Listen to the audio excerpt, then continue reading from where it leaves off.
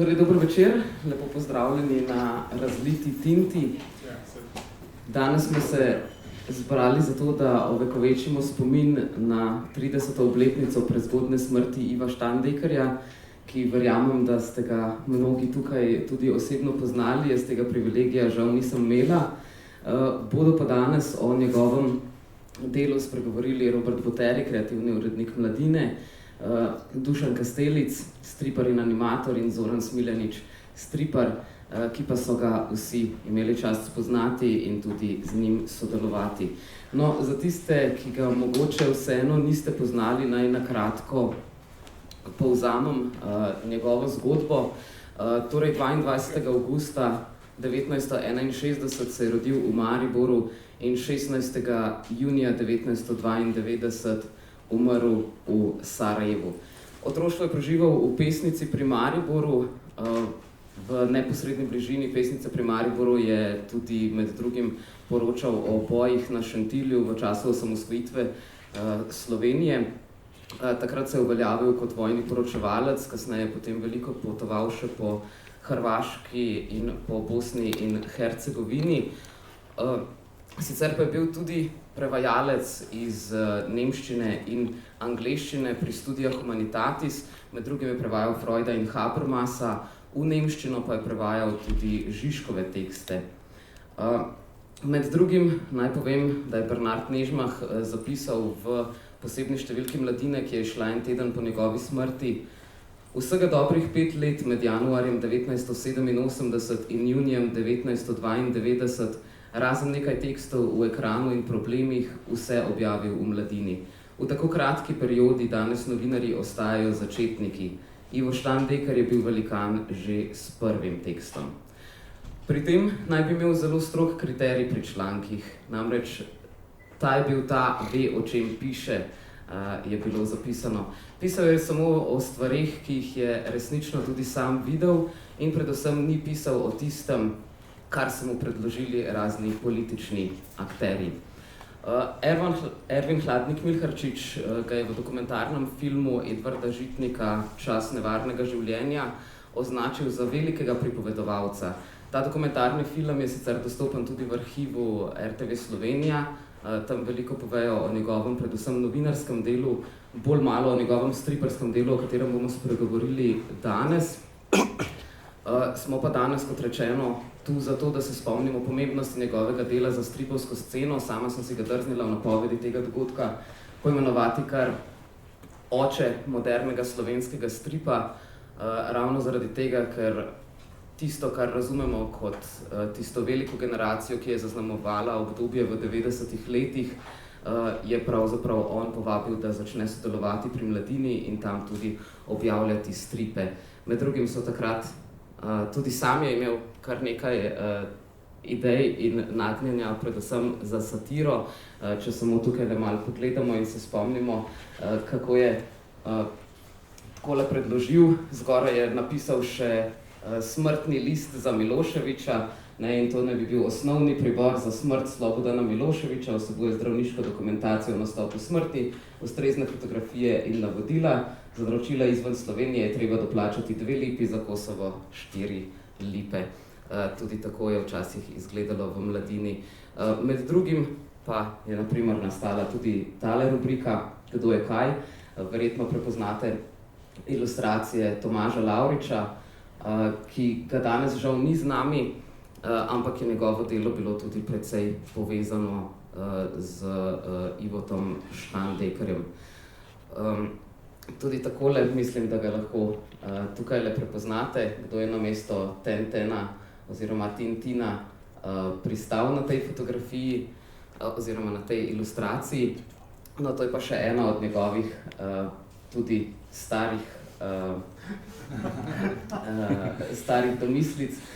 Če vidite tamle zadaj, piše: nepremično glejte v črno piko tako dolgo, dokler ne ugledate samostojne Slovenije, vajo ponavljajte vsak dan. No, kasneje se je to resnično izkazalo za preroško, celo če rečem. To pa je tudi še ena od njegovih bolj kontroverznih zamislic, kjer je razdelil državo pravzaprav že preden se je država razdelila tudi sama. No, 16. junija, se pravi na dan, ko je potem kasneje tudi izgubil življenje, se je pravzaprav Ivo Škandekar nahajal v naselju Dobrinja v Sarajevu, ki je bilo takrat pravzaprav odrezano od centralnega Sarajeva. Svojo novinarsko prijateljico, fotoreporterko, ameriško fotoreporterko Jano Schneider, je bil hudo ranjen v eksploziji granate.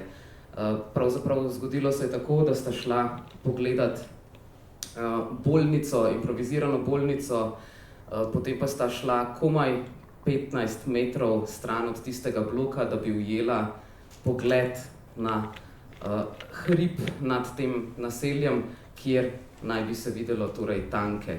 Takrat se je začelo streljanje, padla je granata, oba sta bila ranjena, mimoidoči so jo pravzaprav takrat rešili, vendar pa je takrat niso ga mogli prepeljati v Sarajevski klinični center, ker on je bil precej hudo ranjen, takole v stran. Ne bi zdaj mogoče o teh detajlih, torej se raje poglejte sami v dokumentarnem filmu. V glavnem zaradi te blokade in obleganja ga pa potem niso mogli prepeljati v Sarajevski klinični center, ker so vojaške oblasti bosanskih Srbov pri barikadah na Mojmilu to preprečile in potem so ranjenega Iva Štandekarja pripeljali na Ilidžo, od tam pa proti Palam, poškodbam pa je potem žal podlegel že med potjo. Jano Schneider so potem, ki je bila z njim ves ta čas, so jo obdržali pri življenju, skoraj bi izgubila sicer tudi svoje noge. Jo je pa tudi ta dogodek močno zaznamoval. Nekaj časa naj bi potem preživela celo kot brezdomka v Ameriki, potem pa je kasneje se odpovedala vojnemu poročevalstvu, kljub temu, da je v Slovenijo, kjer sta se na Šentilju tudi spoznala, prišla direktno iz Etiopije. No, od leta 1997 na tem nesrečnem mestu v Dobrinji stoji spominska plošča, na kateri piše: "Rad imam mesta in sovražim, če jih kdo napada", kar je bil začetek njegovega zadnjega poročila. Menda, da sicer ni bil tak ljubitelj mest, ampak se je slišalo dovolj poetično, da je to potem tudi vključil v svoje poročilo. No, od leta 2018 pa obstaja tudi znamenje, spominsko znamenje postavljeno v Pesnici. No, pravzaprav je bilo leta 2018 predstavljeno in leto kasneje potem tudi postavljeno. Tako da ima tudi v rojstnem kraju zdaj svojo spominsko ploščo, je pa med drugim leta 1992 prejel posmrtni častni znak svobode Republike Slovenije za izjemne zasluge pri obrambi svobode in uveljavljanje suverenosti Republike Slovenije. Kot vidite, tukaj je bil borec tudi v prostem času, če se malo pošalim. To je Kosovska bitka. To je Kosovska bitka. Srbi so inscenirali Kosovsko bitko. Lahko mikrofon, prosim, ker tudi snemamo. Srbi so, ne vem, 89-90 inscenirali to Kosovsko bitko in si lahko slikal, da si oblekel ta, a si slišal? Da se obleče ta kostum, ne, in ta dva sta izgledala kot stani noli v teh kostumih, ampak oni so Srbi so z vso resnostjo to uprizorili, pa ko si se slikal, so bile to dragocene slike, ne, in ta dva sta pa naredila sprdačeno, ne, že sam s pojavo. Če lahko sam dodam, to je bilo 28. junija 1989, Aha. 600. obletnici Kosovske bitke, ki se je na Gazimestanu zbralo milijon Srbov in je imel govor tudi Slobodan Milošević in tam sta bila tudi dva Slovenca, Ervin pa Ivo, ki sta pač poročala iz tega dogodka za mladino in sta se tudi tako slikala. To je bil, v bistvu, sam da tako dodam, pač Ivo in Ervin sta ta razpad bivše države sta jemala kot novinarja in sta na vse te dogodke odšla, ne da bi bil pri tem njihovem dejanju prisoten nek strah ali pa ne vem, pač neka zavora, ki jo veliko novinarjev vseeno ima, ne gre v takšne situacije, ne pač ona dva sta šla in predvsem Ivo je naredil neverjetne zapise, ki se ga ona zbirajo kot protivojni teksti. Hvala za dodatek, sej če sem kaj falila, prosim tudi še kar dodajte zraven. No, tukaj mogoče še eno fotografijo sem umestila, to je bil njegov volčak Runo, za katerega so mislim, da tudi ob smrti zapisali, da bo zelo, zelo žalostno nadaljeval svojo pot, ga je pa po Ljubljani ves čas spremljal. Tole še fotografija Jane Schneider, ravno iz tistih dni, če ne celo iz tega zadnjega dne, ko sta se še skrivala in sta menda tam po Sarajevu, tako Jana Schneider v dokumentarnem filmu razlaga, dejansko vmes doživela skorajda romantično zgodbo, ko sta morala mimo ostrostrelcev bežati in sta se tako prijela za roke in sta mogla potem čez eno polje dobesedno zbežati prijeta za roke. No, Ivo Štandekar je danes, najprej sprva je bil pokopan v Spodnji Kungoti, zdaj se njegovi posmrtni ostanki nahajajo na mariborskem pokopališču na Pobrežju. Sicer pa naj še to omenim, leta 2019 je Sarajevski mestni svet posmrtno namenil priznanje plaketa mesta Sarajevo tudi Ivanu Štandekarju. Takole še ena majčkena slikica od Dušana. Ivo, se vidimo, si takrat zapisal. No, kot rečeno, njegov novinarski opus je izjemen, tako da bomo danes to vseeno pustili malce ob strani, da se osredotočimo na njegov stripovski del.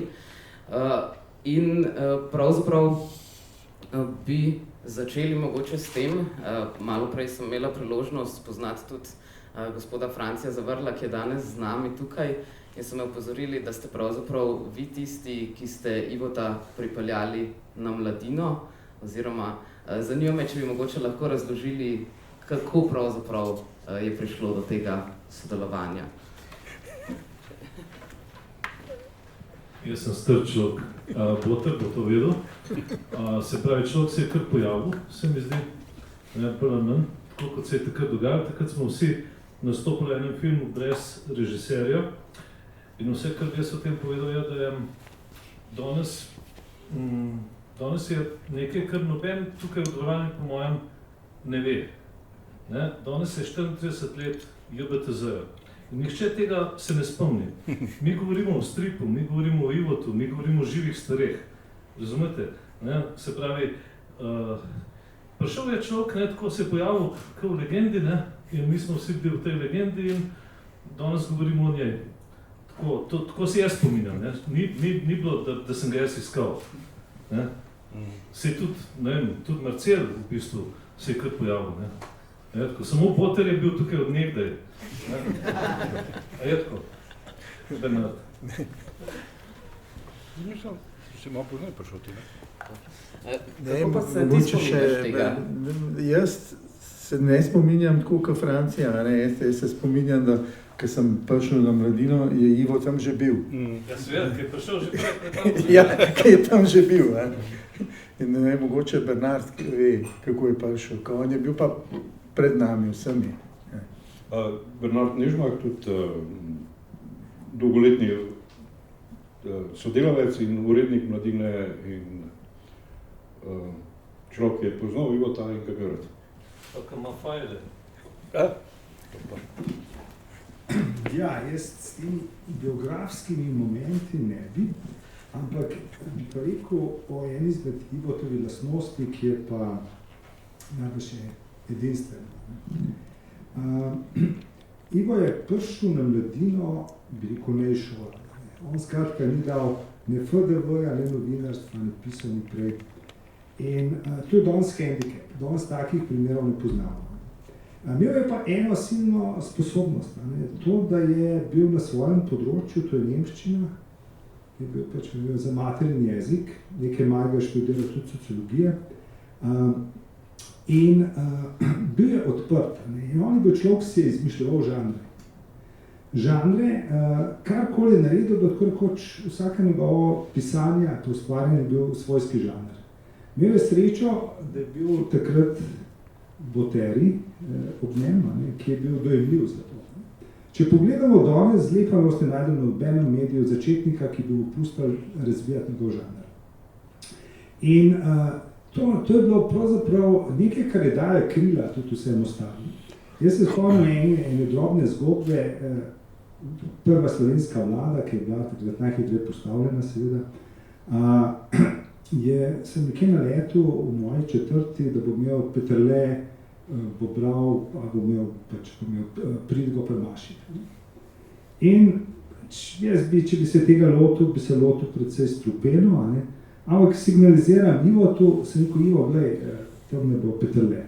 Prav, in gre, in kaj vzame, se pravi, Walkman snemalca, vzame Polaroid, vpraša na koncu Maše Peterleta, če ga lahko slika, in prav jasno, in bo Ivo to objavi, v celem tekstu in nič ne dodaja, nič se ne ločuje, spoče pripiše, da seveda vabi vse župljanje, da pošiljajo najboljše pridige na Mladino. Z tega sicer ni bilo nič, ampak govori o njegovi odprtosti. On se ni postavil ne kot navijač, kakšne izmed ideoloških strani, ne kot sprotnik, ampak ga zanima stvar sama, kaj se dogaja. In tako je bila tudi vojna. V vojni ni samo srce bil za žrtve, ampak ni izražal silne jeze ali pa besa, tako kot danes iz vojn poročal. Tako da v tem je bil Ivo pač redek, izjemen, pravzaprav ni pustil skoraj nobenega naslednika za sabo. Mislim pa, da bi pravzaprav bilo treba v Ivo še kaj narediti o njegovem žurnalizmu kot takemu. No, sej... Hvala. Če lahko jaz povem, kako se je pojavil na Mladini. Ja, Tanja. Kar izvolite. Če mogoče vse lahko pridete malo bližji, ker nimamo tako dolgega mikrofona. Jaz sem takrat živela z Ivom in Ivo je bil seveda nemogoč. On je prevajal in bral in delal cele noči in prevajal, bral in študiral cele dneve. In mi je šel silno na živce, ker je imel toliko tistih stripov povsod. In nič od tega se ni, nič se ni zgodilo, samo bliso. In on je vsem tem vse vedel. In sem rekla, Ivo, daj nekaj moraš narediti s temi stripi, vzemi en pok, pa pejt na Mladino, pa pač povej, kaj vse ti o tem veš. In tako se je. Bravo, Tanja.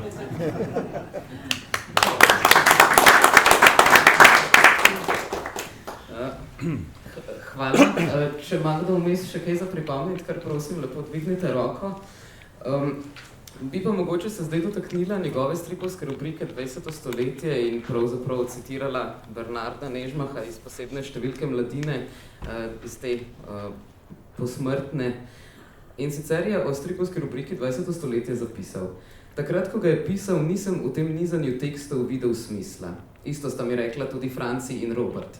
Berem ga šele sedaj za nazaj, a tokrat kot najbogatejši tekst, kot miselno-čustveni okvir prijatelja. Zdaj, Robert, kako se danes strinjaš s tem napisanim? Kako v bistvu danes za nazaj gledaš na to rubriko? Je bilo v bistvu njegovo delovanje na področju stripa, torej nekaj obstranskega? Ne, jaz mislim, da je bil to neke vrste preludij k temu, kar je pol sledilo. Najprej je bil ta nek teoretski okvir in potem se je pa v bistvu začel s prvim takim res dolgometražnim stripom Hardfuckers, ki je v bistvu bil v trenutku tak, danes bi rekli, huronski hit, in ki je v sebi, poleg stripa imel še ta nek duh časa, ki se je ravno začel. Tako da v bistvu je to potem samo še sledilo. Je šlo brez pauze, naslednja 3-4 leta so si samo sledili stripi, ki je en bolj kot drug, ki so zaznamovali tisti čas. Že pojav Hardfuckersa je bil res toliko šokanten, da se spomnim z te naslovnice, ki je odprla strip, a ne, na Mladini, ki je ljudem, ne, ni tukaj, ampak ljudem je sapo zaprl, ne, ko so zagledali tisti glavni lik na naslovnici in pač pač tako erotizirano, a ne. Sej, Zoran, kako si v bistvu ti prišel do tega sodelovanja? Brala sem, da si prišel leta 1987 po objavi stripa 1945, ki je izšel v Katedri in potem si menda prejel klic. Tako je bilo, ja. Torej, 1945 je tak jezni strip proti partizanskim filmom, ne, kjer sem odraščal na tem, ko Bata in Ljubiša postrelita milijon Nemcev, ne, tle pa neki četniki postrelijo milijon partizanov, ne. In še razne svinarije počnejo z narodnimi simboli, kar me je zelo zabavalo takrat. In to je bilo v Katedri in to je bilo kar baje uspešno, čeprav ni bilo takrat interneta, pa ne veš, ne. In po koncu me je poklical, oziroma ga je že omenil v 20. stoletju, je rekel, a bo tukaj v tem stripu mogoče drugačen zgodovinski pogled na dogodke, strip pa zgodovina se je že loteval, ne. In jaz sem, rekel, začutil tako nervozo, ne, a bom jaz na visini istorijskog zadatka, kot se je rekel, komunizmu.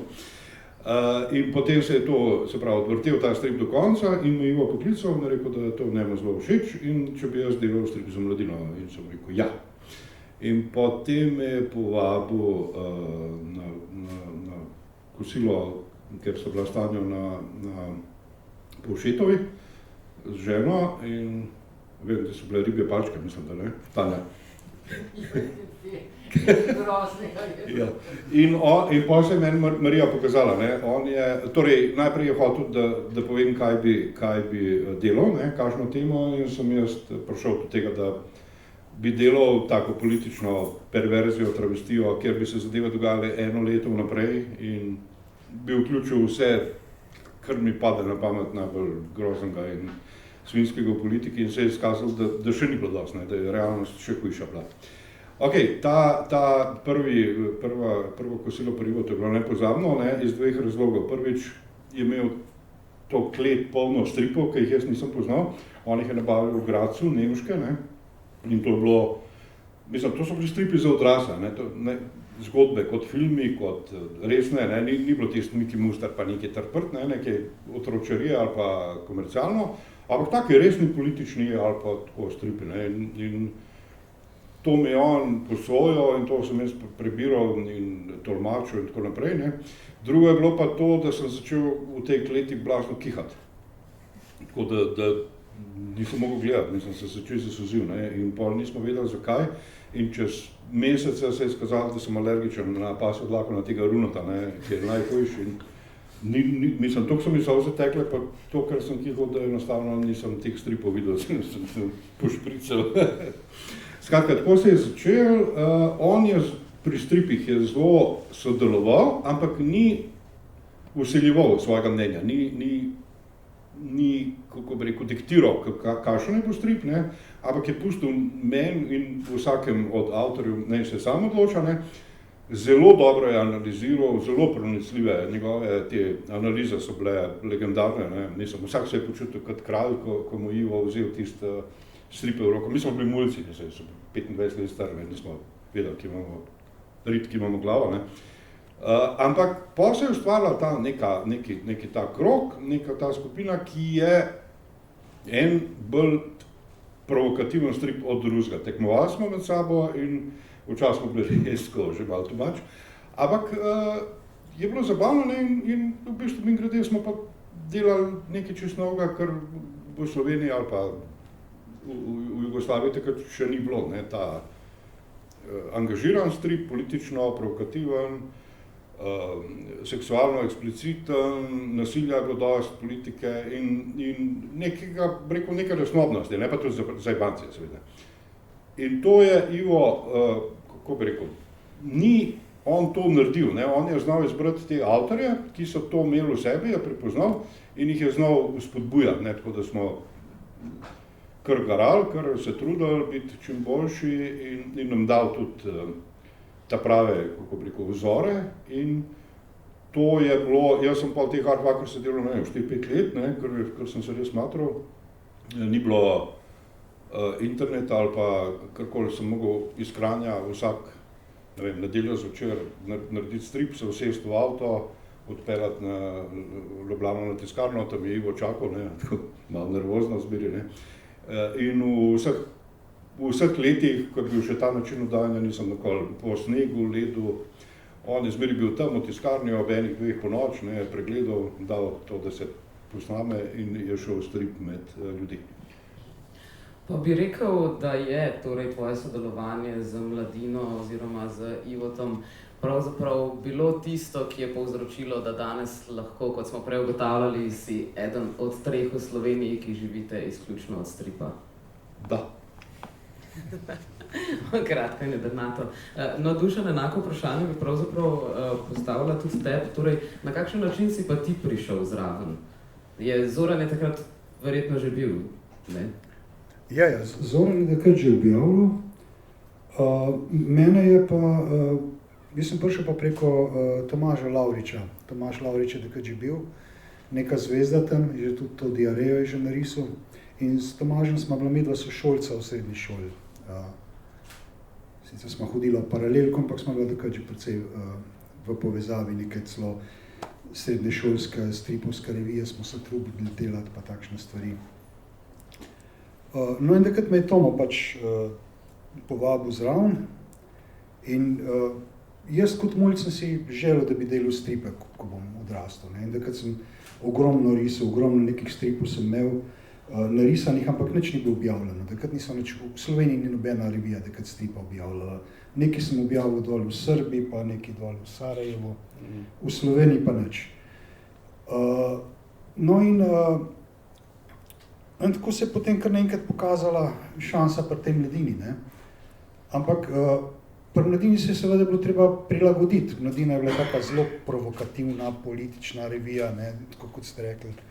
Zmeraj je šla nekam na neko mejo še nekaj, kako bi rekel človek, in dostojnosti in vseh teh stvari, ne.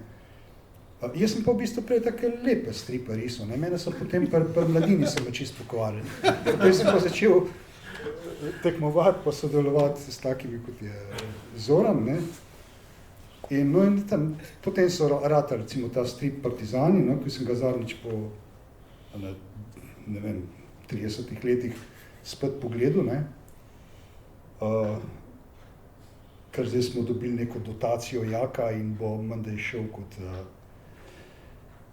pravzaprav ta založnik Buh, me že 20 let nagovarja, da bi ta strip išel v albumu, no, pa nikoli se mi ni ljubil tega spraviti na kup. No, potem pa zadnjič kar zaprosil za neko, za Jak, za neko dotacijo in smo to dotacijo dobili, tako da zdaj bomo pa mogli nekaj narediti zgledati. No tako, jaz imam podobno, prišel sem na Mladino, mislim, da sem najprej naredil kakšen par naslovnic, pa ilustracij, pa kakšen kratek strip. Potem sem mu dal pa to idejo o partizanih, ne. In sicer v tistih časih se še ni smelo o partizanih grdo govoriti, ne. Takrat so bili še borci precej na oblasti, ne. In tako da sem jaz dobil takrat idejo, kaj pa če bi naredili nasprotno, ne, da partizani so pozitivni in negativci, in Nemci pa domobranci so negativci, ampak grejo čisto v skrajnost. Mislim, partizani so res tako, do skrajnosti so dobri, plemeniti, lepi, kot neki supermani, ne, dočim, ko so recimo Nemci res take pokveke, ne, tudi recimo, ne vem, genitalije so kar naprej Nemci kazali tam, da take so bile čisto skrivljene pa grde, partizani so bili lepo cenzurirane, ne, tako kot je treba. No in Ivo, to je bila ideja všeč in smo pač ta strip smo potem par let risali, ne, v 3 trilogijah je bil narejen. No, takrat vem, da smo še vsi delali pod psevdonimi, ne, in noben se ni podpisoval. In tako da recimo tudi doma, jaz sem takrat bil še v neki firmi zaposlen, in sem to v glavnem delal po noči in tudi doma niso vedeli, da to jaz delam, te stripe, ne. In se spomnim, nekoč smo imeli eno družinsko kosilo, Takrat je bila Mladina zelo popularna, ne? Takrat v tistih časih so vsi brali Mladino, vsi so govorili o Mladini. Vem, da te boljše naklade so bile tam tudi okrog 100 000, se mi zdi blizu, ne? 80. No, blizu, no. In vem, da tudi moja familija so vsi govorili, no, in tisti družinski, na tistem družinskem dogodku so vsi hvalili Mladino, ti fantje, kaj si vse upajo, ne? So rekli, razen tistega stripa, ki je vzal, tisti partizani, so rekli, tisti je pa res tistega, pa ne bi smeli objavljati, so rekli. Pa so rekli, ti Duško, ti nekaj dela z Mladino, a ti veš, da je to risal? Mislim, da je Smiljanic. Ja. No, tako je bilo, no. To so bili ti partizani, no potem o JBTZ-ju pa mogoče pol kasneje, ne. Ja. Čeprav mogoče lahko pa tudi zdaj, ker spomnila sem se, preden se je zgodil ta dogodek, si mi samo omenil, da se ti zdi, da so partizani boljši kot JBTZ.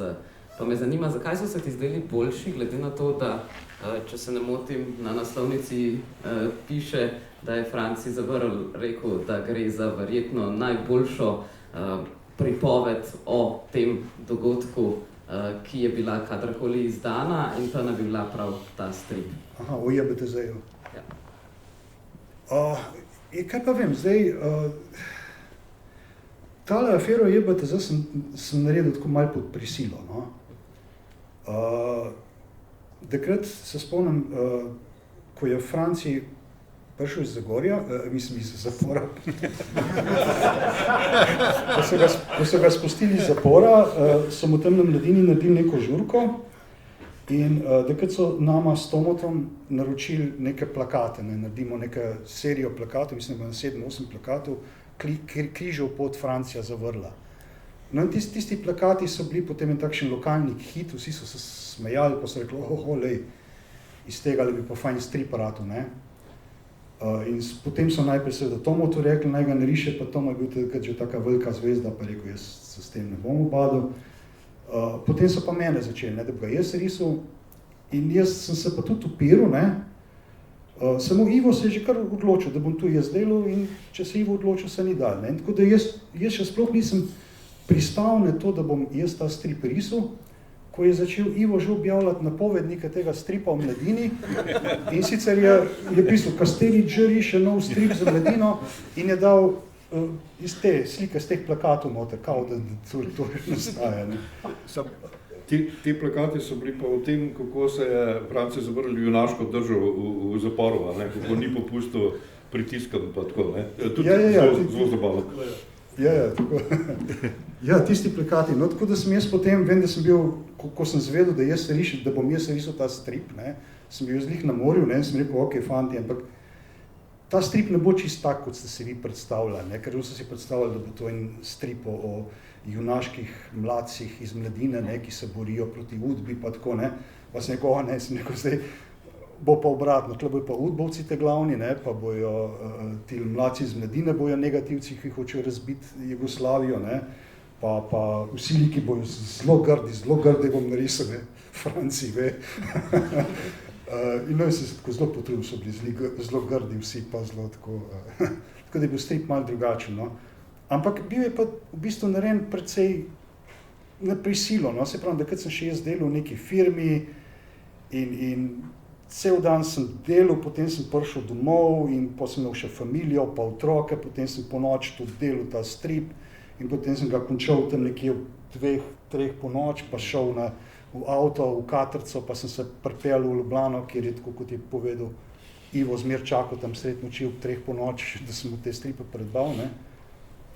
No in potem v bistvu podobne izkušnje, kot je rekel Zoran, ne, v tistem času nismo imeli nekih feedbackov, nismo vedeli, a te stripe res dobere, jih ima kdo zelo rad, ali to komu kaj pomeni, ampak ko je Ivo tiste stripe bral, on se je tako režil zraven, pa tako užival zraven, da se mi je zdelo, da se za Ivota se splača to risati. In zmer, ko sem risal, sem rekel, zmer sem dal kakšno malenkost, ki sem vedel, da se bo zmer poglobil zelo vsako stvar, pa sem zmer kako stvar narisal tako, sem rekel, zdaj pa Ivo tudi pogledal in je opazil tam in pa smo se držali, take interni štosi so bili noter. Ja. Robert, se mogoče ti spominjaš, kako je pa Tomaž Lavrič prišel zraven k sodelovanju z mladino. Nekje sem celo brala, da naj bi bila pravzaprav tudi diareja narejena po njegovi zamislici.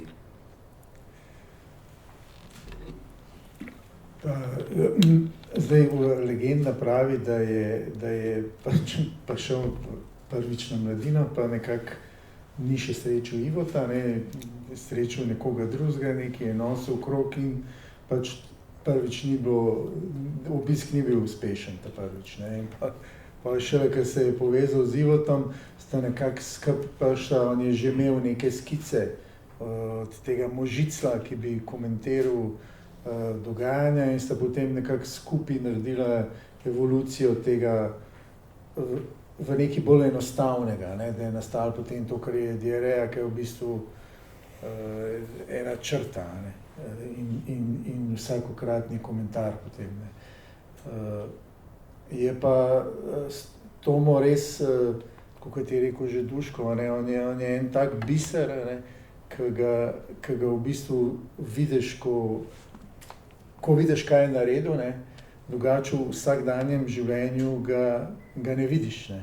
Ga ni in se skriva in ne komunicira s svetom drugače kot s svojimi risbami. Ampak že ko vsak teden pogledaš to diarejo, se ti zdi, da v resnici nihče ni boljš zapopadel tisti teden, ko on s tistimi 2 slikicami. Mogoče bi še jaz nekaj sam dodal pri diareji. Ivo je tudi v pisanju zagovarjal teorijo, da je treba vse okraske, vse nepotrebno ven zmetati. In on je svoje tekste napisal sicer precej na dolgo, pa jih je pa tako oklestil, da je bilo vsaka beseda absolutno nujno potrebna. In ta svoj stil prepričanja je prenesel tudi na diarejo. Torej, diareja je vsaka črtica, vsaka beseda, vsaka črka je absolutno nujna. In iz tega je naredil, Tomo je rekel, da mu je všeč, da je to malo zarisati. Ivo je pa najdel poligon za svoja prepričanja, kako je treba stvari delati in stripe in članke in tako naprej, maksimalno prečiščeno, in diareja je izraz tega njegovega prepričanja, torej, da sta najdla s Tomotom idealno obliko, ki, kot vidimo, funkcionira še danes, 30-40 let po nastanku. Najdaljše trajajoči strip v Sloveniji, sicer je pa tudi sam točno to, kar si rekel, tudi zapisal, in sicer prvi diarejček je bil grafično očiščena upodobitev Tita. Imel je zgolj abstraktne poteze jugoslovanstva, zato se je lahko vsak Jugoslovan našel v njem. Tako kot Tito ni bil Hrvat, Slovenec ali Srb in tudi ne vse troje skupaj, tudi diarejček ni bil nič od tega. Bil je zgolj to, kar je lahko vsak Jugoslovan videl kot stripovsko reprezentacijo svoje lastne identitete. Je pa zapisal še nekaj, kar me zanima, če se strinjata s tem. Namreč v tem istem tekstu je zapisal, da so avtorji stripov podobni likom, ki jih rišejo. Pač radi rišejo sebe ali to, kar bi radi bili. Pri avtorju diareje je stvar obratna. Namesto, da bi njegovi liki postajali vedno bolj podobni njemu, se on sam vedno bolj prilagaja njihovemu videzu. In še dalje, medtem ko je svet običajnega časopisnega stripa izmišljen univerzum s svojimi zakonitostmi, ki se sproti prilagaja spremembam pravega sveta, se v diareji pravi svet vedno bolj približuje stripovskemu univerzumu. To je možno samo zato, ker je pravi svet tu Jugoslavija. Torej, sploh glede tega prvega dela me zanima, torej striparji res radi rišete tisto, kar naj bi bilo podobno vam? Ja, mislim, da to počnemo pozavestno. Rišeš tisto, kar poznaš, drugega razen sebe pa jaz ne poznam, na koncu. Tako da, pa mislim, to je nekaj univerzalni princip, to ni nastalo pri stripu ali pa zdaj to. Ti, ki upodabljajo ves čas, delajo sebe ali taki, kot bi radi bili, ali malo slabše, ali pa Duško malo boljše zmerijo, ampak pustimo to. Skratka, ja, se strinjam. Ne. In Tomo je dira, ne. V bistvu je Tomo precej dolgočasen človek, to, če bi ga takole zdaj imel, če kaj poslušal, ne. Ampak v stripih je pa fantastičen, ne. Tako da v njemu se dogaja milijon stvari in je v bistvu najboljši politični komentator že ves ta čas. Kar nekako Ivota ohranja, ne, pri življenju, mogoče bi to sem za konec hotel, kako bom zdaj povedal. Ivo je v bistvu človek, ki ni odšel, kljub temu, da je umrl, ne. Zdaj, kdor umre, pa malo žaluješ, pa ga pustiš za sabo, ne, nek spomin ostane. Ivo je pa živ, je aktualen, je tukaj, ne, pa ne sem jaz najbrž, imam dosti dialogov z njim, kako bi mu bil ta strip všeč, kaj bi rekel na to politično sceno, kaj bi rekel zdaj na Janšo, a ne, kakšno domislico bi dal, kako bi mi bil ta film všeč. Skratka, neki dialog z njim ni zamrl, ne, in to govori o tem, koliko je bil močen, ne, koliko je bil živ za časa svojega življenja, da je pustil tako močno pot. In tudi to, kar je rekel Franci, ne, JBTZ se noben ne spomne, Ivota pa praktično vsi, ne. In mislim, stvari skozi čas ostanejo tiste, ki so močne, ki pustijo sled, tiste pa kar ne, pa se pač. In Ivo je živ, ne vem pa, kako bi se odzval na tole naše, če bi prišel, ne, najbrž nekaj pikrega rekel, ne. Ampak okej, pustimo otrokom, da imajo svoje veselje, ki je v tem stilu. Ja, jaz se strinjam, jaz sem podobno kot je Zoran rekel, tudi jaz se še zdaj vsako stvar, ki naredim, razmišljam, kaj bi pa Ivo rekel, če bi tole videl, ne. In dejansko je pustil nek pečat na mojem življenju, ne, ker jaz, se pravim, kot mulj sem si želel, da bi nekoč še risal stripe, ne, ampak takrat se jih ni dalo objavljati in potem sem jaz počas že malo bupal in sem začel že neke resne poklice delati, ne, sem bil grafični oblikovalec, ne, in to kar dokaj uspešen, ne, in potem so stvari šle navzgor in mi je ta oblikovanje začel že celo nek denar prinašati in tako naprej, ne, in je kazalo, da bi jaz mogoče celo nek tak premožen, ne, potem pa še pa Ivo, ne, in me spet nazaj spravil v strip, ne, no, potem pa vemo, da tle ni glih nekega gnalja pa tako naprej, ne. No, in takrat sem v bistvu v stripu, pa v risankah, pa v teh strneh, drugače pa verjetno jaz zdaj imel neko firmo, pa zaposlenih par ljudi, ki bi delali zame, pa fajn služil. Strip te je pokvaril. Čist. Jaz moram tudi priznati, da jaz tudi še velikokrat z njim debatiram pa razpravljam, ker je bil neverjeten na teh naših sestankih, kako je v bistvu vedno, ko nismo vedeli, kako bi se zmazali ven iz te neke množice idej, ki so se kopičile pa iskrile, je on vedno znal z neko tako preprosto britvico zasekati in pokazati smer, ne, v katero ne obredemo. In moram reči, da prav zaradi njega, ne, nekako v mladini ohranjamo na zadnjih straneh ta strip in ga v bistvu zdaj že 35 let v bistvu smo edini časopis, ki ima stripa, ne, kot sestavni del časopisa in četudi so recimo vsi pač te neki poslovodeči na mladini od Francija naprej, a ne, Franc je bil ta zadnji, ki je imel še to ljubezen do stripa, pol neki ljudje, ki skrbijo za finance, pa zato nekako ne vidijo nekega pretiranega smisla v stripu. Strošek se jim zdi, a ne, tako tisti, ne zdi se jim, da je to nekaj, ki pripomore k dviganju naklade, a ne, k prodaji, ampak nekako vztrajamo pri tem, da tega ne damo, a ne. In to ravno zaradi tega, ker je to pač kot spomenik za Ivota. Le vztrajajte, kot slišim, nisem edina, ki mladino začnem brati od zadaj proti naprej. Bi pa mogoče se dotaknila sam še enega stripa, no, kje ga pa imamo, ki je bil narejen pravzaprav prav njemu v čast. In sicer gre za strip, ki ima tudi tole posvetilo na začetku, posvečeno Igu Štandekarju, prijatelju in mentorju, novinarju in stripovskemu zanesenjaku, ki je bil ubit v obleganem Sarajevu med novinarskim poročanjem. Mogoče kdo ve, o katerem stripu govorim? Sarajevo, ne? Bosanske basni, seveda, ki jih bomo mimogrede tudi tukaj 21. junija izvedli v živo. Zdaj, bosanske basni so nastale po njemu v spomin, menda pa naj bi tudi slovenski klasiki v stripu nastali po njegovi ideji. Letos pričakujemo drugi del že te kompilacije stripovske. Prikimavaš, torej je res nekaj na tem, da bi slovenski klasiki v stripu bili njegova ideja. To je bilo zapisano tudi v tej posmrtni številki. Tudi sam se je poigraval s tem, ko je na primer Odo Prešernu napisal celo v scenariju. Mogoče kdo od vas? Pa se jaz mislim, da so že začeli slovenski klasiki že izhajati.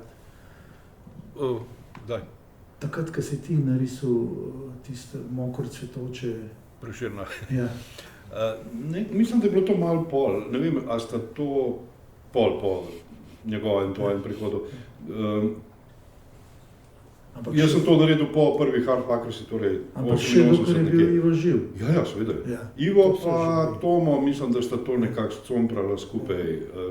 Jaz vem, da sem prišel že na izdelano idejo, ne, Ivo rekel, da bomo to pa to delali, ena stran in propozicije v okvirju so bili že določeni, ne, in smo se pa zaprkavali pač glede tega, kakor je kdo hotel.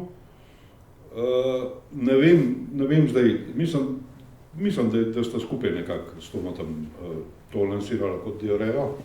Ne vem, pa ne bi mogel Tomo povedati. Skratka, ko smo že pri tem Prešernu, pa to je bil sonetni Vens, kjer sem jaz v njegovih verzih prepoznal neke seksi oziroma porno elemente, ne, Mokro cvetoče rožce poezije se nanaša na vemo kaj, z malo domišljija. In sem naredil tak porno Prešerna, kjer je on bogi, a ne, ker skozi trpeč je s primico Julijo pa končno res zaživel in se izživel na vse možne načine, ne. In to, kar sem jaz Ivo tu prinesel, pa še Stanislav Kovač, sta se krokotala, mislim, pol ure, jaz tako, ker so vsi ste zmatekle, ne. In jaz sem seveda sem je pa zdel in to so pol objavili in posledica je bila, da so naročniki masovno začeli odjavljati naročnino na Mladino, tako da so meni čas malo postrah gledali, sem malo pazil, da bom hodil na Mladino. In so mi malo naprej metali, tako da ne samo, da strip ni bil, kako bi rekel, finančno pripomogel k uspešnosti revije, ampak ravno obratno. No, pa se je situacija umirila, no, spomnim se pa še ene podobne situacije, ne. On ni imel nobenih zadržkov pri cenzuri, nisem ničesar bal, ne. In vem, da mi je rekel, da je eno naslovko, da mu je Botar, ne vem, ali boš potrdil, ali ne, da mu je zavrnil, ne. Ali pa nekdo drug, ne, ampak mislim, da je rekel Botar. In pol, kaj je bilo, ja, da je ne vem, kakšen članek je bil, skratka, da so sramne ustnice od vagine, da so prišite na zunanjo stran stegna, obe. To je pa on res. Ne vem, ja, on je rekel, da je on, ampak kakor se jaz spomnim, je rekel Flumjan, je spomin je nezanesljiv, ok, ne rečem. In potem sem rekel, in kaj si ti rekel Botru? No, da je konzervativen in zaustavljen, nekaj takega. In skratka, tisto ni šlo, ampak se je vedel, da je Botar pač teglaven in da ni pustil, ne.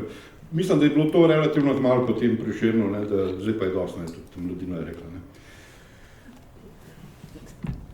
Ja, zdaj sem se malo zmedel, ne, ker mi je Duško prej povedal, da je risal ilustracijo za en članek, ki so zašil. Ja, ampak zdaj sem se spomnil, zdaj to je res od Flumjanja. Je bila naslovka, ne? Je bila naslovka, prva verzija je bila s temi ustnicami, pa smo potem rekli, da že Smiljaničem nam je naredil toliko škode s tem Prešernom, in potem je naredil Pornoslavija, bil strip, Pornoslavija, in v stripu je bilo vse to, seveda, na naslovnici je bila pa potem ta domina z rdečo zvezdo, od zadaj. No, ampak danes niti milimeter od tega ne bi mogel biti objavljen. Ko rekel, če bi danes objavljali te stripe, ki so bili objavljeni v zadnjih letih komunizma, ne bi dobili subvencije od Jaka, nobene sigurno. Se pravi, lahko rečemo, me pa veseli, da je zdaj Jak dal, a to je še pod vodstvom Dimitrija Rupla, dal subvencijo za strip Partizani. Prejšnji teden sem to zvedel. Ja, ko on je zdaj šef Jaka. A tako? Ja. A pa mogoče malo prej. Se pravi, lahko rečemo, da je bil socializem zelo liberalen sistem, da se je dal marsikaj bolj narediti kot danes. S pornografijo ste se očitno kar veliko ukvarjali. Spomnim se, da se na enem pogovoru Zoran že izdal, da vam je prav Ivo rekel, ko ste se pritoževali nad ženskami, ali kako že, nekaj ste jamrali, potem pa vam je on rekel, da zakaj toliko jamrate, se si lahko svojo popolno kar narišete. Ja, to je bilo, ko smo šli v Pariz, kombi poln striparjev, ne vem koliko nas je bilo, 8-9, in takrat je bil on mal slabe volje, nekaj, mislim, vedno je bil tako zelo prijazen, zelo odprt, zelo simpatičen, vsi so ga imeli radi, mislim, v tej ljubljanski sceni, ki je marsikomu kaj potika, pa tako, se dogaja pa stvari, on je bil res absolutno priljubljen. In takrat, ko smo pa šli v Pariz, je pa bil neki slabe volje že prišel, ne vem, kaj je bilo, nisem mu šlo, ali kaj, ali je rekel, da smo tečni, da smo zahtevni, ne vem, tako, predvsej kritičen je bil, pa tak, pikar, osoren do nas. In vmes je pa to rekel, to izjavo, da je pač, da nam striparjem je fajn, da se lahko narišemo, citiram, žensko, kakošno hočemo, žensko naših sanj in pa lahko drkamo na njo. To je prednost, za katero bi on marsikaj dal, in pa smo šele pogledali, kakšni pravili smo, pa da tega sploh nismo izkoriščali. Ta izlet je bil sicer menda kar legendaren, nekateri se menda sploh niste do takrat še zares poznali med sabo. Kako ste bili pravzaprav povezani striparji, ki ste delali zraven Mladine? Ste imeli skupne sestanke? Jaz sem Duška da takrat poznal. On je imel tako lastnost, da je z vsakim navezal zelo pristan stik, tako da je vsak se mogoče med nami počutil malo privilegiranega, ko smo pa prišli na kup, smo pa videli, da ima unga drugega tudi tokrat kot tebe, in je bilo malo, mislim, ne, ni bilo. Ampak jaz sem, se pravi, Duškota sem takrat spoznal, Vahna, Grega Masnak je bil, Tomota sem poznal že prej, Čoh, tudi njega sem spoznal, pa to je to, ne? Pa še dve punce. Torej, to je bilo leta 90, jaz mislim, torej 2 let po tem, ko se je začel ta kako bi rekel, proces v Mladini, in smo šele nekateri se spoznali.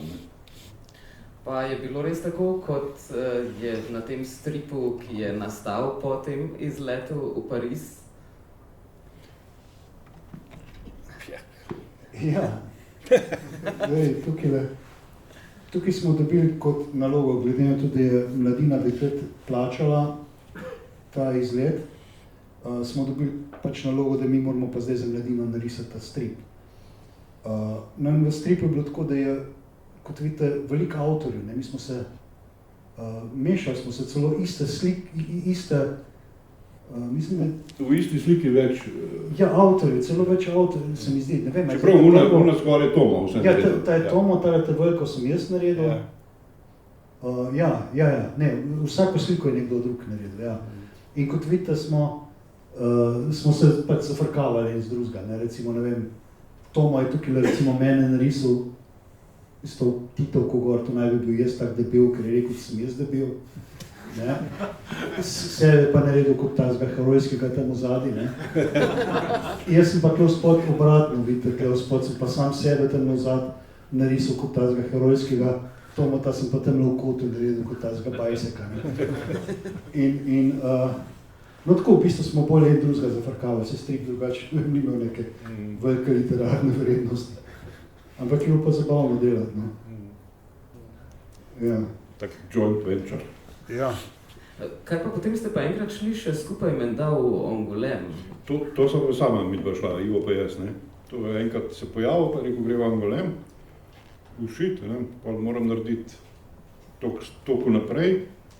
In je bilo leta 88 je to bilo, torej brez rezervacij, brez česarkoli, sam avto, ne. Pa še avto ni bil čisto dober, je rekel, viš, imam malo slab akumulator, ampak ne skrbi, imam rezervnega sabo, ne.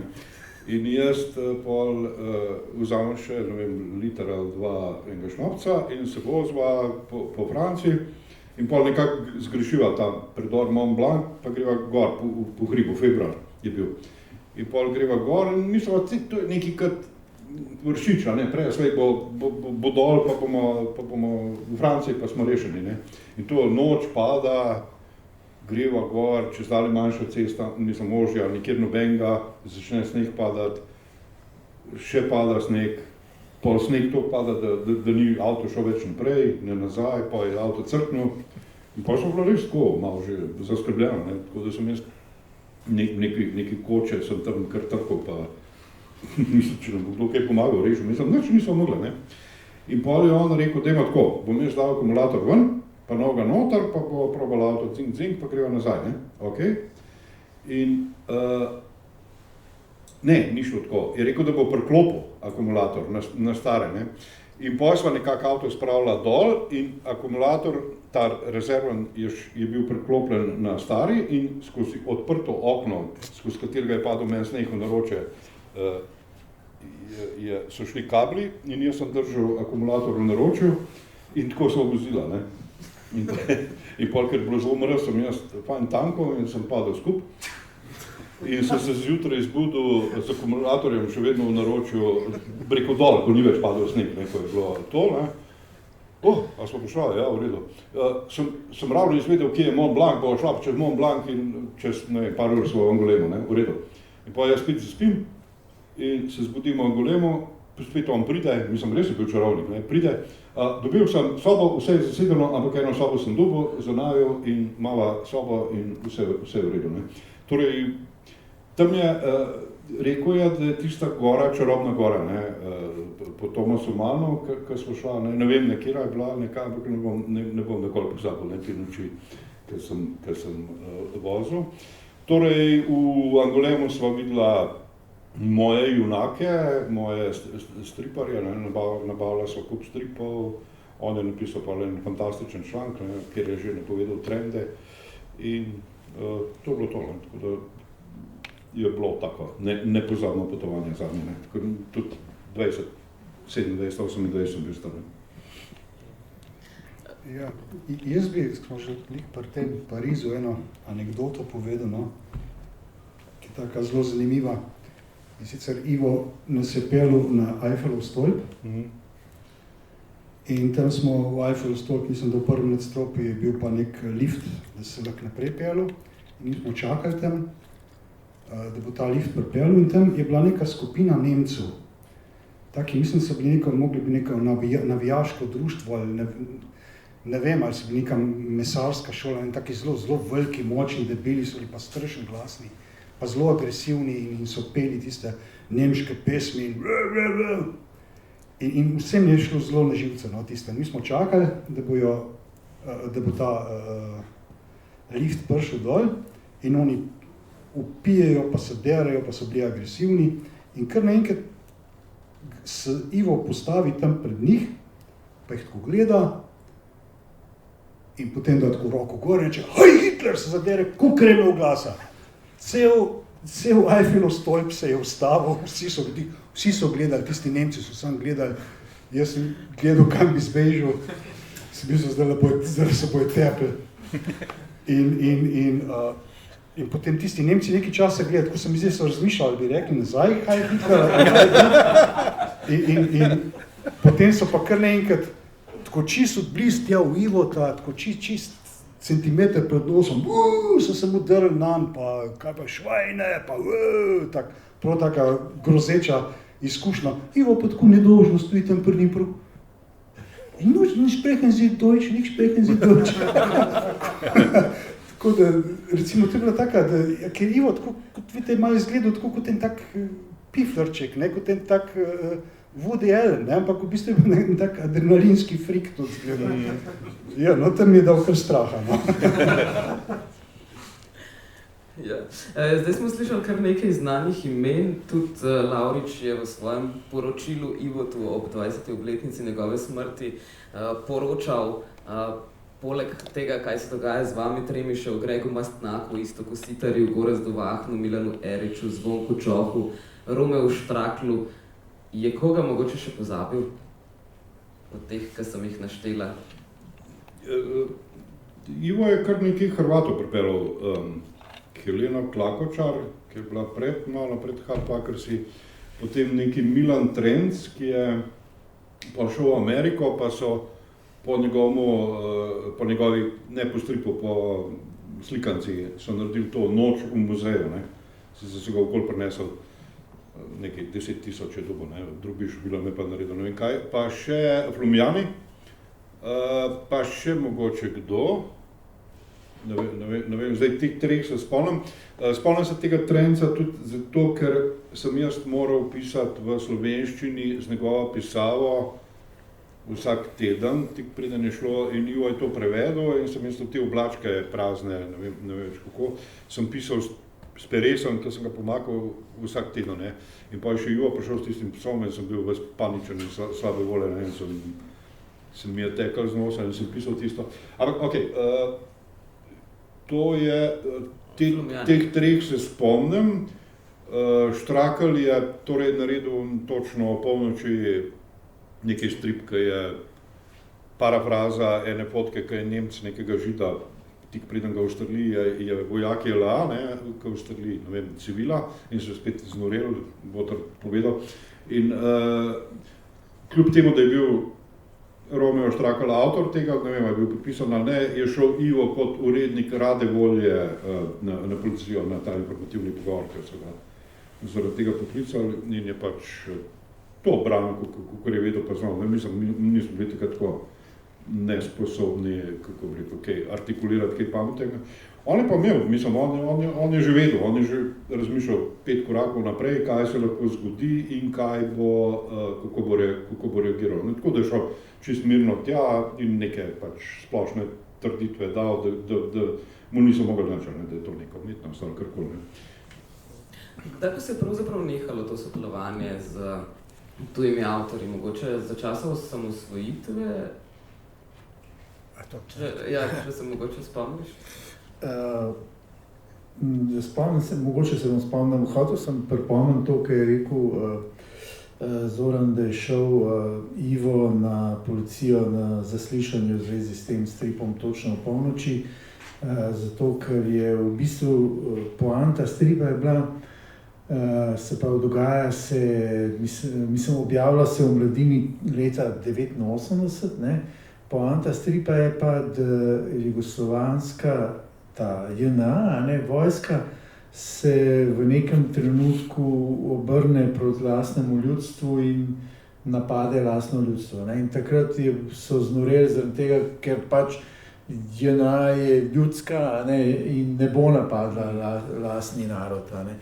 In v bistvu Ivo je pa v tistem času enkrat šel na posvet jugoslovanske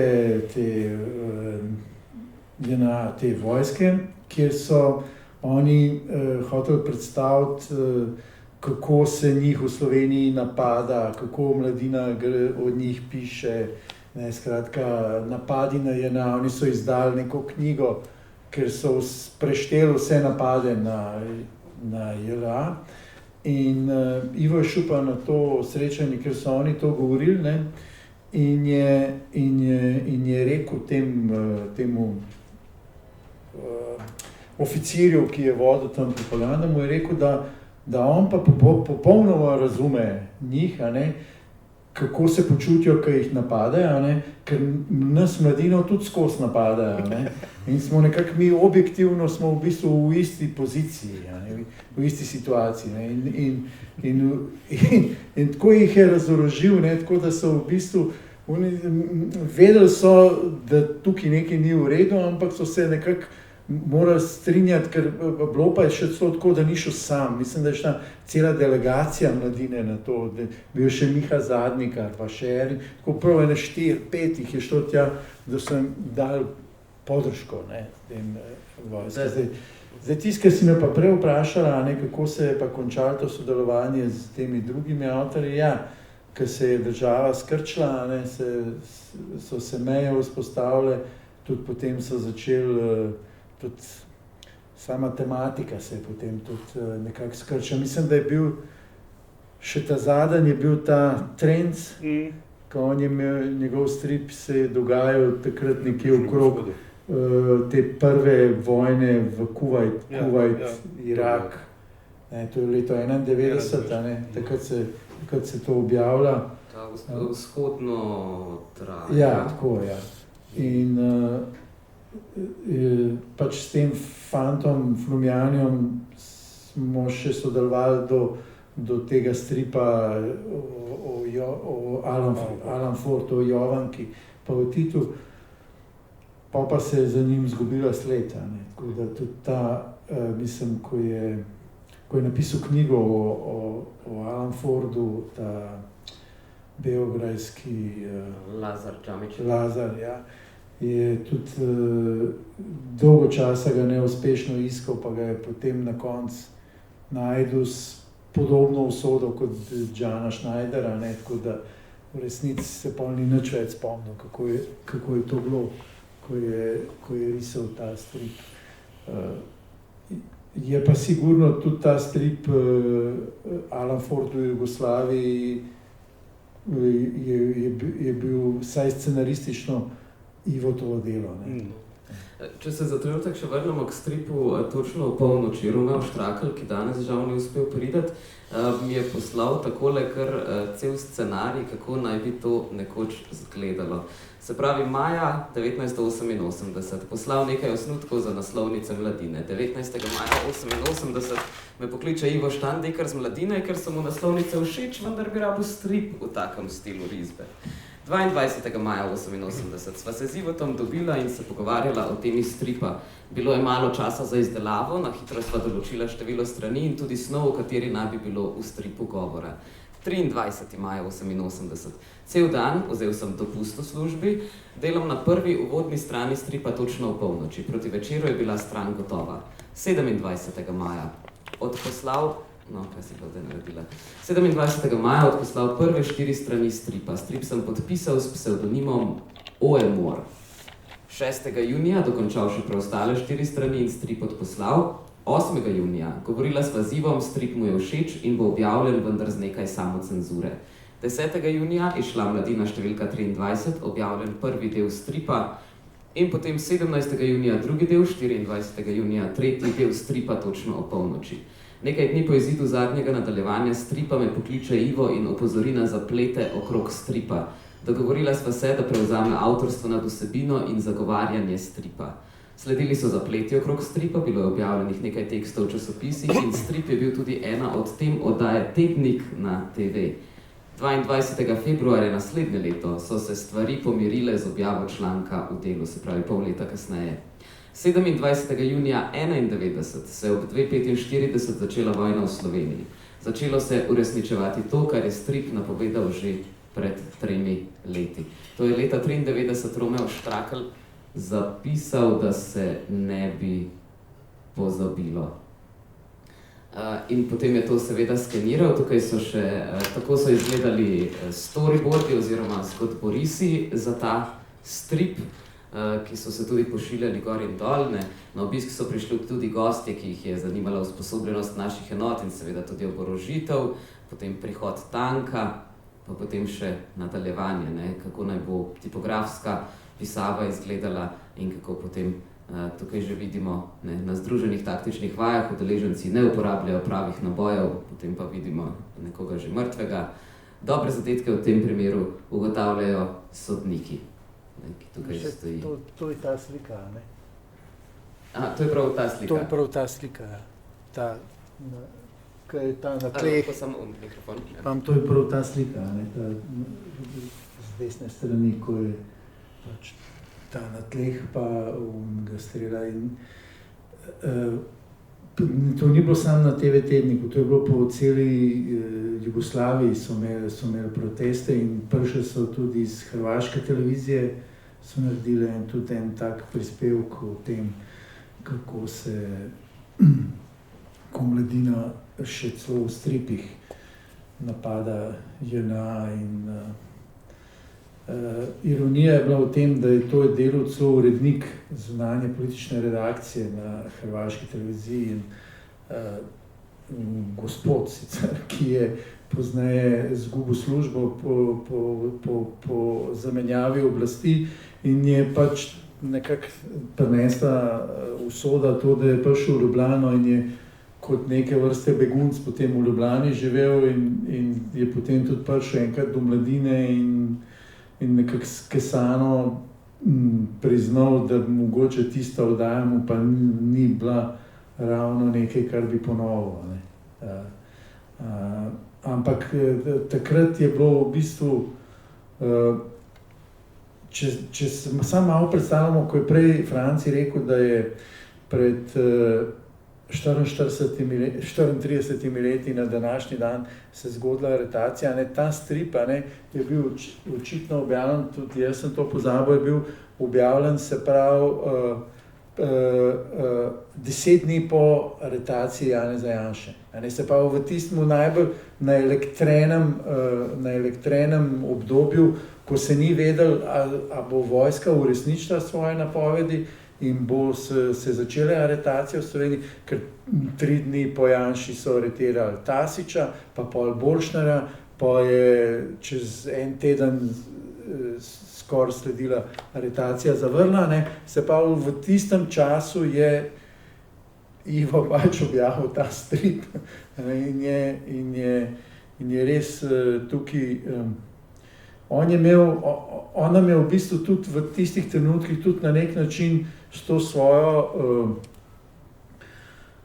kot je, ne vem, je to Žižek zanj napisal, ne vem kaj, s to tako eno Corto Maltese držo, je v resnici v teh situacijah, ki bi se marsikdo usral od strahu, je bilo to pač nekaj najbolj normalnega, gremo iz te ene sličice v stripu v drugo sličico, na drugo stran. In ni bilo zdaj razmišljeno, da bi pa zdaj se nekaj nazaj potegnili, ali pa da bi prišlo do kakšne cenzure zaradi tega. To smo takrat enostavno in je on tudi to sprejel kot nekaj, kar bo branil pred organi represije. Se pravi, ta nežna samocenzura, o kateri govori, je bila bolj simbolne narave? Jaz mislim, da je bila bolj kakšne te uredniške njegove, ko je on verjetno hotel, da se kakšna ideja ščisti, pa tako kot smo že rekli, da je hotel, da ni balasta, da ni nekih nepotrebnih okraskov. Ne verjamem, da je bilo vsebinsko kaj. Poglejmo pa zdaj še ta strip, za katerega so mnogi govorili, da je neizdana Alan Fordovska epizoda, ampak kot se je kasneje izkazalo, če prav razumem, so bili pravzaprav zgolj oblački tisti, ki so bili zamenjani, da je potem izpadlo, kot da so Alan Fordovci šli na obisk Tita oziroma Jovanke. To je tudi delal Flumiani. Ne? In sicer Andrej Brčič v originalnem imenu, se pravi člani skupine TNT obiščejo stripa. Tita, kako torej v bistvu je prišlo do te ideje? Kako je bilo z avtorskimi pravicami takrat? Danes vemo, da če hočemo Alana Forda recimo kje uporabiti, je v bistvu za en kvadratek potrebno plačati 50 € za objavo. Ne? Zdaj, to ste potem čist mim avtorskih pravic delali, verjetno. Ni bilo še evrov takrat. Mislim, da pa dinari nobenega niso zanimali. Nekako, ja, v tistem času v bistvu še nismo sploh se ukvarjali z avtorskimi pravicami. To je prišlo poznaj. Mislim, da je bila v končni inštanci pa je tudi nekako Tito pa Jovanka so bili naša avtorska pravica. Ne bi dovolili to v Maxu pa Bunkerju, da mu vzame Tita. Jaz mislim, da je to, po mojem mnenju, kakor sem bil zraven prisoten, je to v veliki meri Ivotov projekt, v tem pač vsebina je bila izjemno aktualna, takrat so začeli prihajati, predvsem v teh nekih srbskih medijih so začeli prihajati ven te zgodbe o tem, zakaj je Tito odstranil Jovanko, kako je bila ona ta KGB-ov podtaknjenec, da je ves čas ona. In te zgodbe so rasle in v resnici koliko je bila v Sloveniji ta svoboda, ker si v bistvu takrat lahko že pisal, kar si hotel, tam v Srbiji tega ni bilo, s prihodom Miloševića se je cenzura zaostrila, ampak glede Jovanke so pa oni lahko pisali, kar so hoteli in glede tega, sploh celega tega odnosa Jovanka, Rusija, Tito, tako da je to na nek način bila tudi cel strip je parodija, to že in ni taki zbor Alan Fordovskega miljeja je parodija na tisto, kar je bilo. Zdaj, vem pa je, da so mnogi mislili, predvsem v Srbiji, so mnogi mislili, da gre to za resnično zgodbo, in so pač živeli v prepričanju in tudi pisali so o tem, da je pa to nekaj, kar je bilo prepovedano v Jugoslaviji, da je to, in to je potrdil to njihovo tezo, da se je res, se mi ves čas trdimo, da je bila ona KGB špijona, in da so jo zato v bistvu umaknili. Ko si prej rekla, da je bilo vse pobrano, ni bilo, mislim, marsikaj je bilo narisano, Jovanka pa Tito pa kakšne stvari. Deloma je bilo, mislim, da 2/3 je bilo že obstoječe, tekst je bil nov, pa marsikaj je bilo pa dorisanega pola, če bi šel zdaj zelo natančno gledati, bi se videl, ampak projekt je, rekel, bil odštekan, bil nenavaden, on je bil res človek, ki je delal na 10 koncih projekte, mislim, domislice, tista njegova legendarna zadnja stran in istočasno je bil pa vojni dopisnik, je pa hodil, mi smo risali, kako se streljajo, jaz se spomnim, da sem študiral v ameriških filmih, kako je čim bolj režirati streljanje, pa je pa on prišel iz dejanske vojne, pa je rekel, a veš ti, da ko strli streljal, da se ti lahko še na tla vržeš, imaš pol sekunde, 3-4 sekunde časa, torej, med tem, ko sem jaz delal fikcijo, je on resnično sodeloval v streljanju. Mogoče bi rad še dve stvari povedal, dva detalja od te zadnje strani, ni neposredno povezan v stripu, ampak je povezan s tem, da je on v svojih 30 letih res doživel to, kar marsikdo ne doživi celo življenje. Zdaj trenutno rišem stripu Kajuhu, pa je nekaj podobnega. Človek je umrl pri 22 letih in je in ljubezni, in ko bi rekel, pesmi pisal take zrele, in zgledov je zrelo, in kot da bi mu bilo usvojeno, da bi do 22 leta doživel vse, kar človek doživi v življenju, tako je Ivan do 30. Mislim, res ogromno doživel, tako kot jaz določene stvari šele bistveno pozneje, ali pa šele zdaj štekam, kaj je sploh hotel, kaj je tle bilo. In on je tako na gosto to štepal in odhajal v vojno in videl grozote in se vračal. In bom povedal samo dve stvari, takrat dolg, ne, na tej zadnji strani. Ena je bila v primeru, da bo v Jugoslaviji državljanska vojna, kam zbežati. In je naredil sezname ambasad, ne. In to pač dobiš v vsakem telefonskem imeniku, to ni bilo težko, ne. Ampak Ivo ne bi bil, če ne bi hotel še ime ambasadorja, kar je pa skrivnost bila takrat, ne. In on je tam klicaril, nekih, da vem, koliko ambasad je v Ljubljani, 20 recimo, ne. In on je teh 20, nekih 10 jih je najdel, 10 pa nikakor ne od teh nekih Amerikancev ali karkoli. In pol je uporabljal neke strašne finte, neke veze, neke tajnice je klical po noč, da on hoče, ja, kako mu že ime, ja, tako pa tako, a kako se piše, ja, tako. V glavnem neke finte, da je prišel vseh teh 20 ali kakorkoli ambasad, je najdel imena od ambasadorja, kar je bilo neverjetno. In to v enem večeru ali pa dveh, ne vem.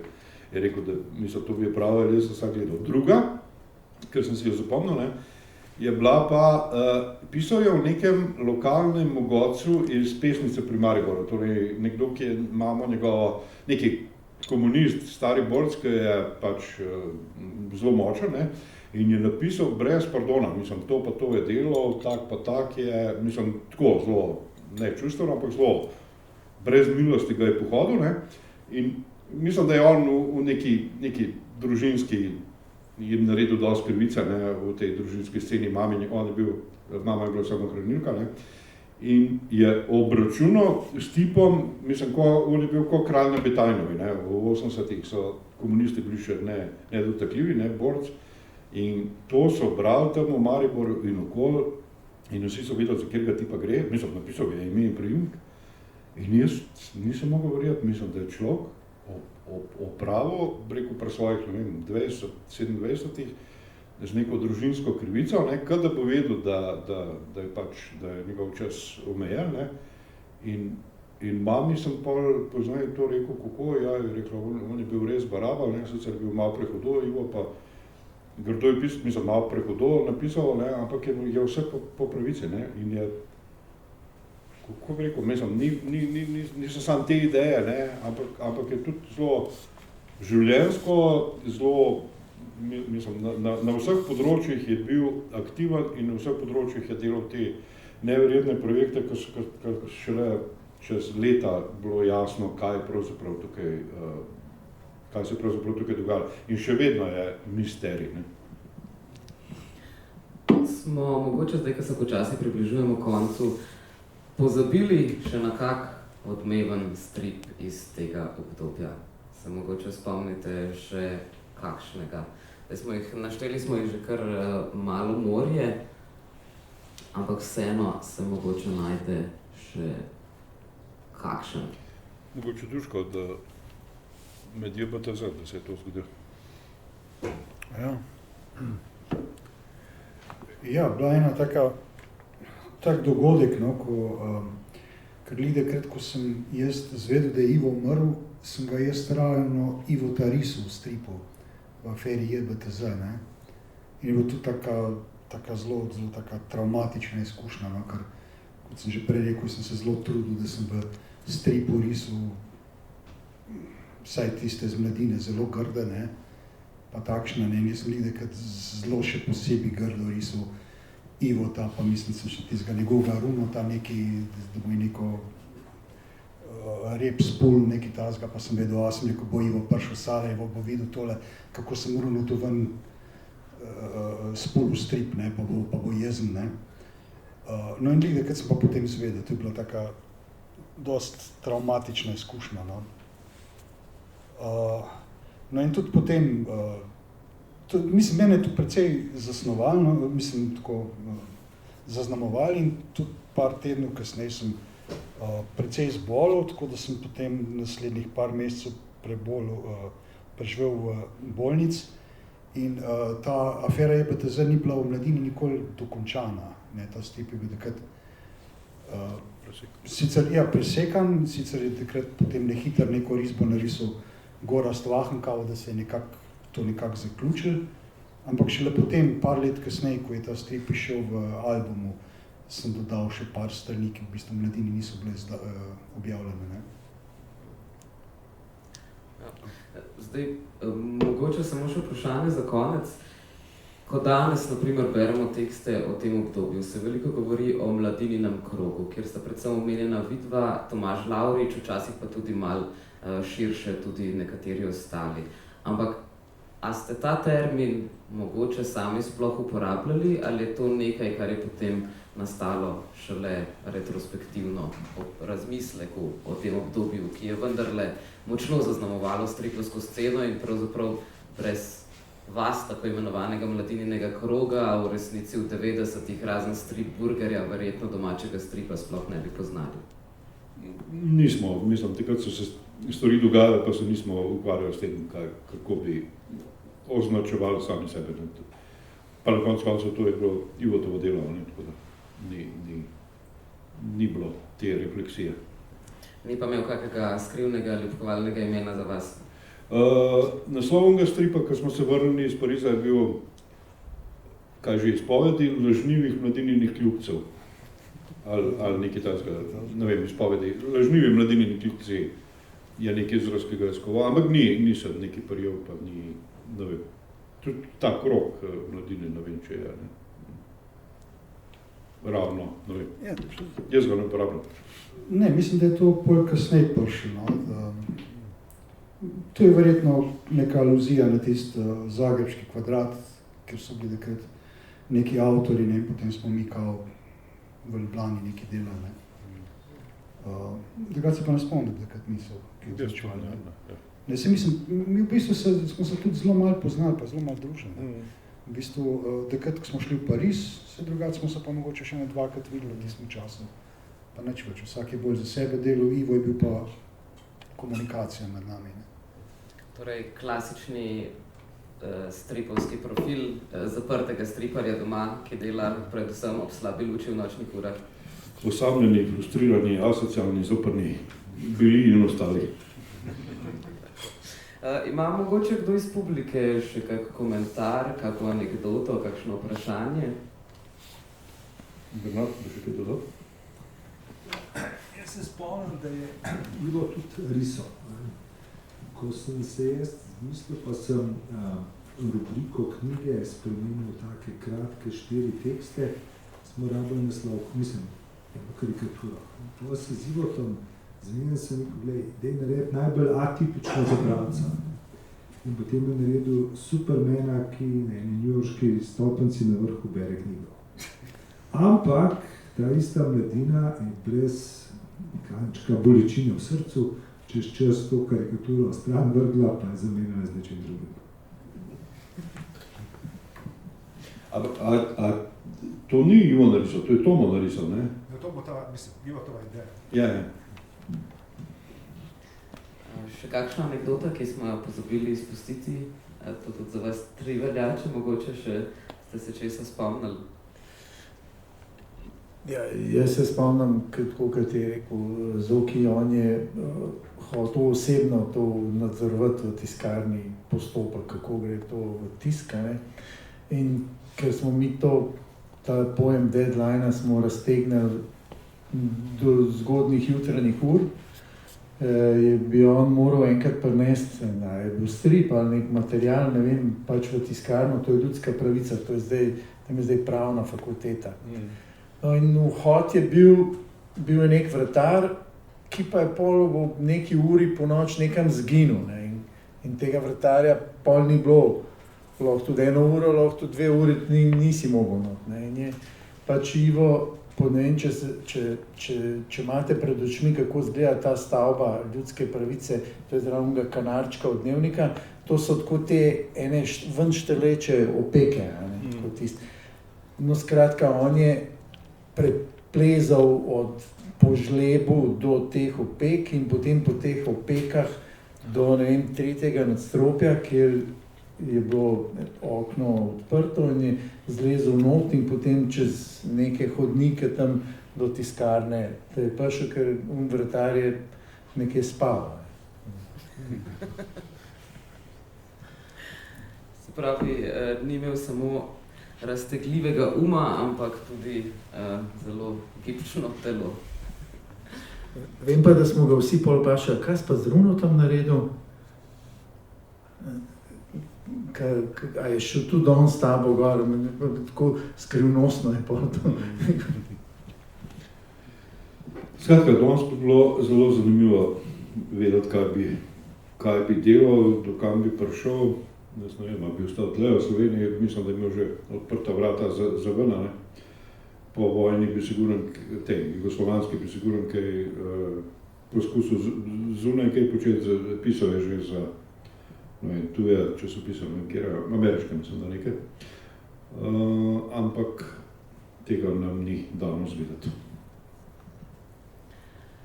Tako, če noben drug ne bi še delil svoje zgodbe, potem vas vabim, da se še mogoče malce neformalno podružimo zunaj v kavarni in se vam vsem trem lepo zahvalila za prisostvovanje na tej okrogli mizi, pa seveda tudi vam, vsem, ki ste delili z nami spomine.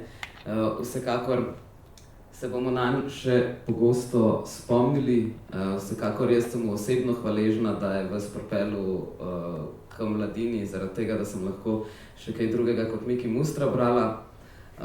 No, pa tudi danes, da lahko še kaj drugega berem. Vsekakor pa naj vas vse skupaj tudi povabim, da se nam 21. junija prav tukaj v Komuni pridružite tudi na poustvarjanju bosanskih basni v živo, kar pomeni, da bojo posamezni kvadratki stripa vidni na velikem platnu. V živo jih bojo interpretirali špikarji Radia Študent, zraven pa bomo imeli tudi tehnika, ki bo skrbel za vse zvočne efekte in tudi seveda za glasbo, ki je v bosanskih basnih nikakor ne manjka. Gre za strip, ki je gotovo najboljši prikaz bosanske vojne, od Amerikancev do Hermana do ne vem koga, do Joe Sacka, ampak tole je absolutni vrhunc, ker so tudi Evropejci prepoznali. Ena od zgodb je posvečena Ivotu, zelo odmerjeno, zelo čustveno, zelo močno, tako dostojno, ne? Da je če kdo je Tomo na ta prav način to ujel, predstavil in njegov lik. Ni nič kaj drastičnega se ne dogaja, nekaj odkrijete z Ervinom, ampak je tako živ Ivo, da pa tudi ena taka notranja bolečina je, da je strip Mojstrovina še danes mi zbuja tako močna čustva, ko ga gledam. Torej, Zoran, ti prideš, ne? To pa nisem rekel, mogoče ne, sem že star, pa ne prenašam več razburjenja. Kjetam se, bom poskusil. Torej, še enkrat najlepša hvala za obisk in hvala vam za pogovor.